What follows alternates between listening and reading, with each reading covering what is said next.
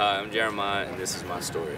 I was raised in a Christian home my whole life. My parents really stressed the importance of God and church and understanding, and my whole life I put God first. I knew that He was the Lord of my life, but I really had never been tested though to really know like what my faith truly meant.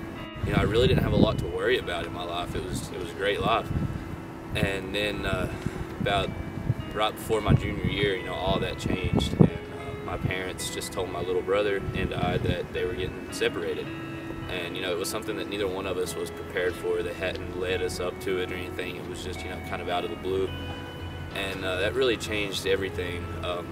I continued to go to church, but my little brother and I, we lived with my mom, and she really started a downward spiral away from God, and then she was diagnosed with breast cancer, and it got extremely hard because I was living there with my mom and my little brother, who I really loved, but I was so alone. It felt like I was still trying to be in church and try to live the way I knew that God wanted me to be, but it seemed like a pain and a hole just kept growing in my heart and in my life, and I started to fill that up with things that I said that I would never do. I started going to parties on the weekends a lot, and started drinking and stuff, and really just fell into that lifestyle. And I had no refuge, no stronghold in my life to really fall on. I didn't know how to handle the situation. I was trying to put on a front to show that I had everything in control, when inside I was really twisted up and was really screaming for help. I didn't know what to do though. I didn't know who to talk to and how to handle it.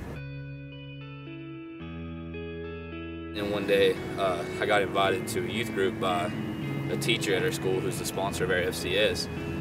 And of course I said that I would go because I didn't want to portray that there was anything wrong, that anything was different in my life. And so I went that night, and there was a video that they opened the service with. It just had a number of teenage students, either in high school or college, that had so many different forms of bondage in their lives.